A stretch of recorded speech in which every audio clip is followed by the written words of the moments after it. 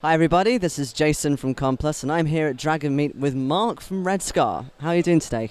Hi, yeah, it's been a great day, thank you. Had our first official announcement today, so really enjoyable day. It's fantastic.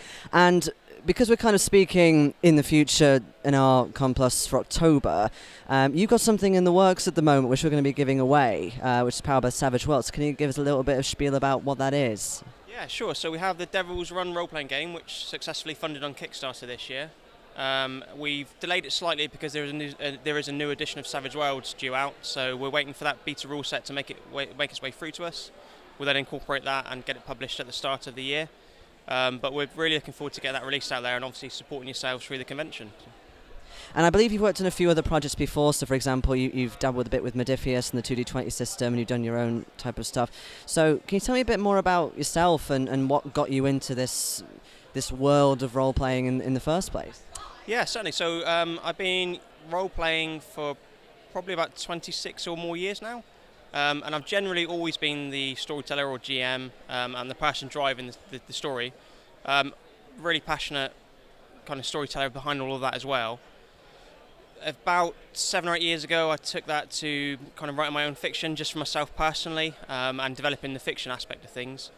And then about 3 or 4 years ago, I had various dialogues with Chris Birch, who had just successfully kickstarted the Mutant Chronicles role-playing game at the time.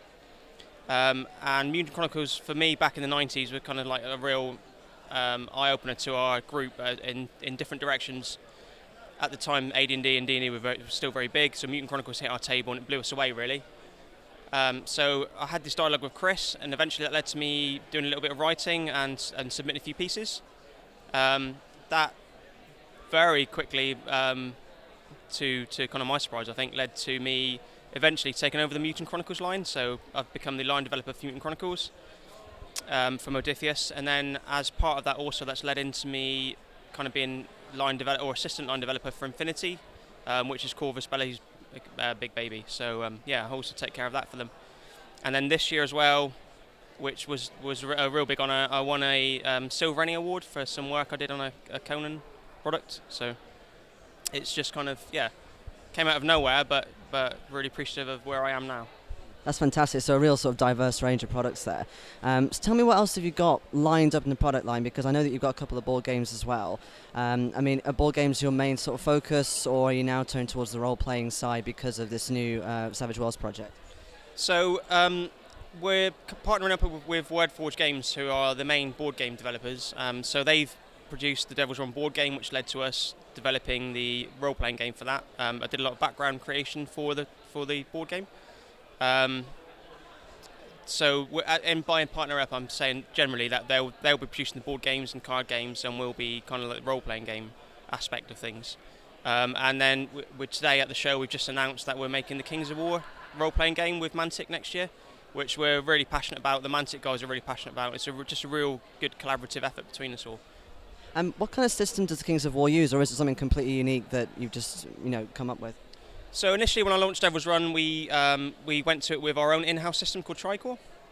But with my knowledge of the 2D20, we put a pause on the Kickstarter at the time and came back to it with 2D20.